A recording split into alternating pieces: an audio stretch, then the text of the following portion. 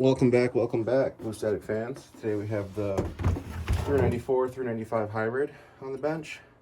This is the big old monster, Big Bertha, we've named her.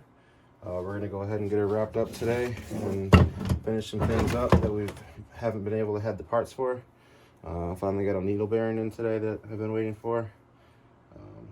Right from Husqvarna, OEM. We're just going to go ahead and get some nice coat of grease on her.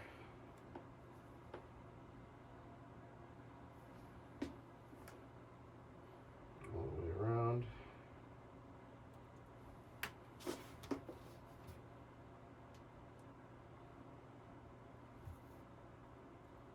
Alright, good to go. Now we can reassemble the clutch. Brand new rim sprocket. So the order of this is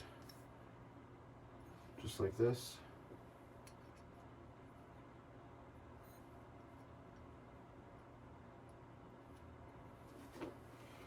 Go ahead and drop this in.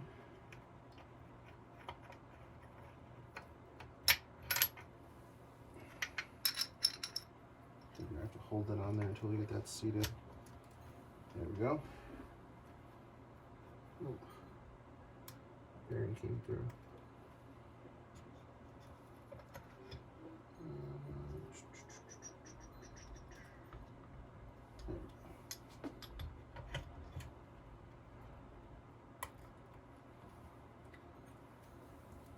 Having trouble getting this bearing in there.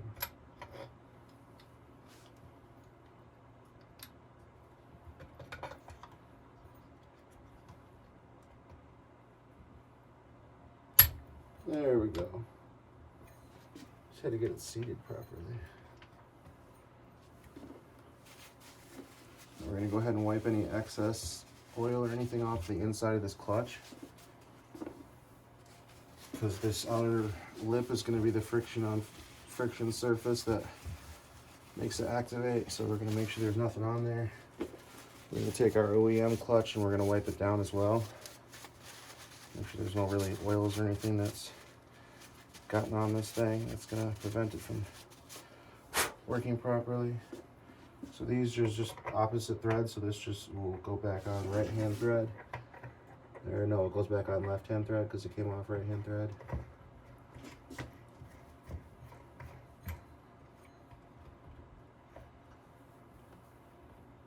And that should tighten itself up from what I read.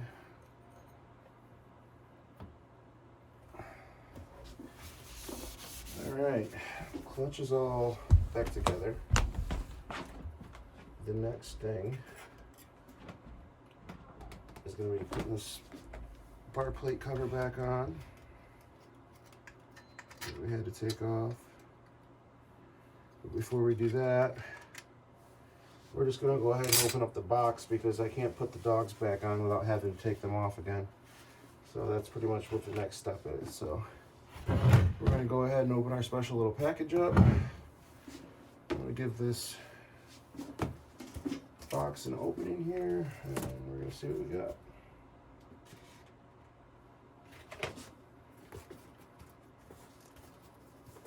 Now there is a note on this. This is blowout muffler before use. So we're going to go ahead and take that advice. This is a custom ported muffler, custom ordered.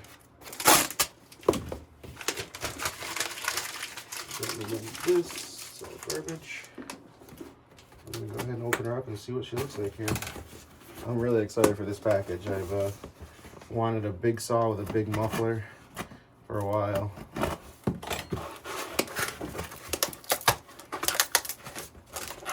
There's some good tape.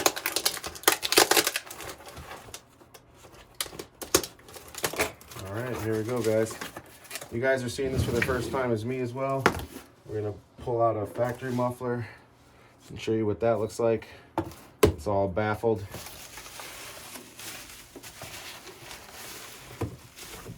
There it is, guys. Moment of truth. The moment I've been waiting for a very long time.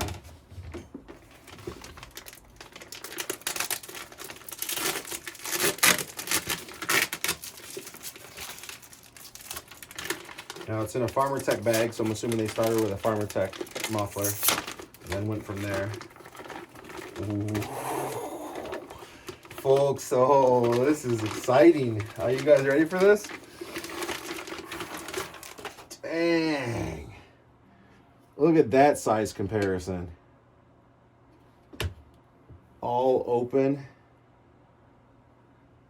And it's got the tube extends on the inside at an angle as well.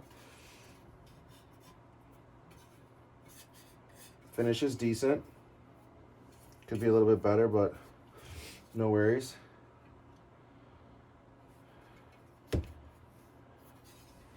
I can't tell if they've opened this up or how they did it, but yeah. Everything else is pretty much the same exact. But yeah, look at that port. Look at that port, man. That's gonna flow. That is gonna flow nicely. That's a good 1 inch. Like, I'm very happy with that. Bring you guys in a little bit closer into the lighting's not too great. I'm gonna work on that.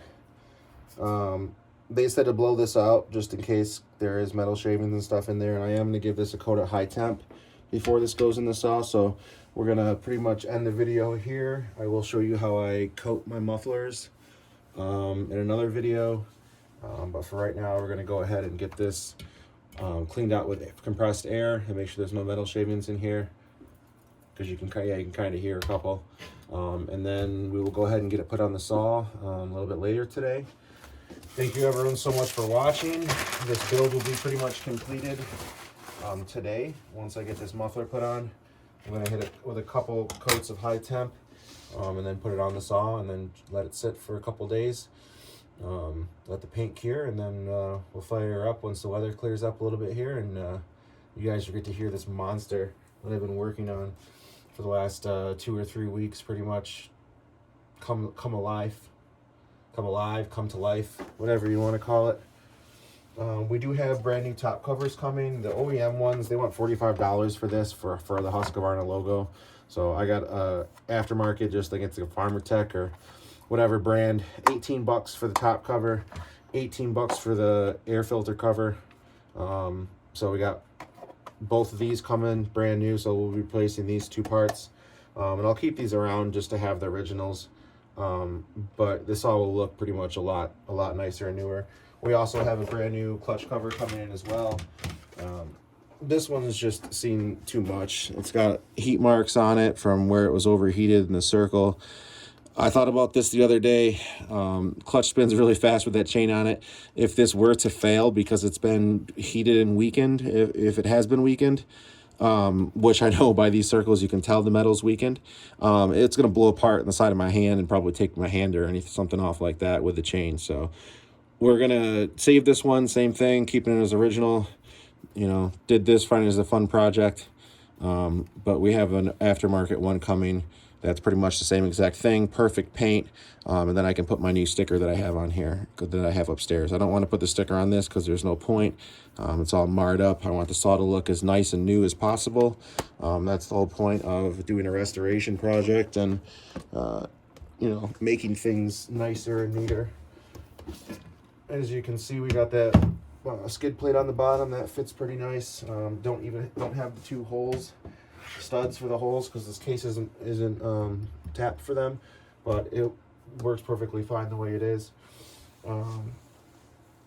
So that's pretty much it. Once we get this muffler coated, we'll get her on the saw and we'll be ready to go. But just to give you guys an idea, if I can catch the right angle. There we go. Nice and open. Nice open port.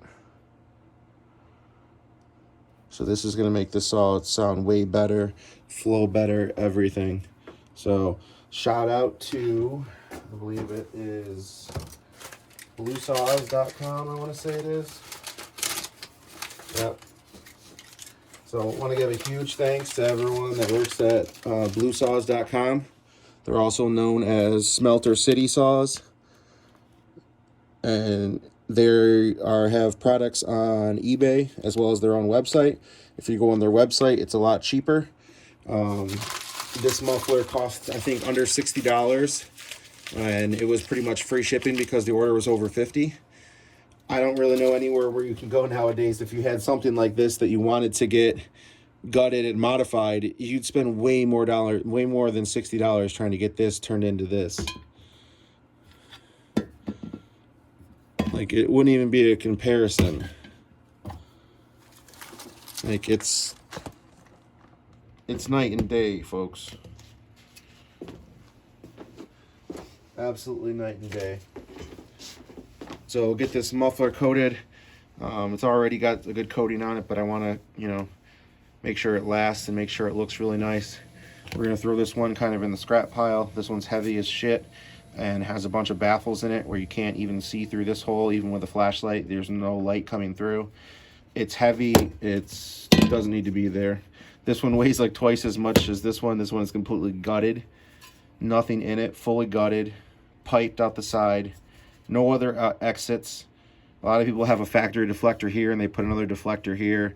Yeah, I'm not about stacking up deflectors. I just want a simple, nice, loud, crisp saw that gets the heat out and lets the saw run as the best it possibly can.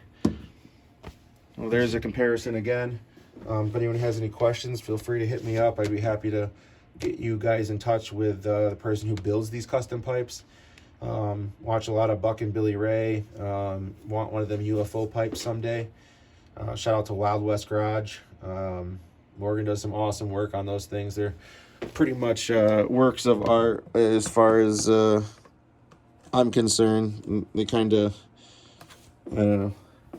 It's something more that it's a connoisseur kind of thing. It's not something the everyday person usually runs.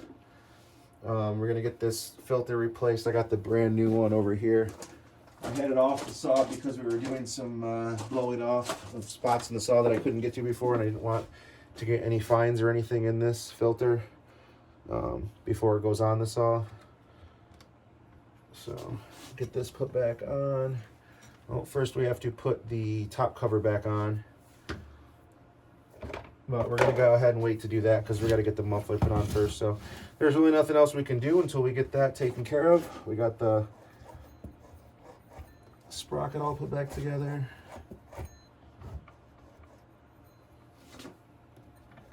Once I fire this up, that should seat down nicely.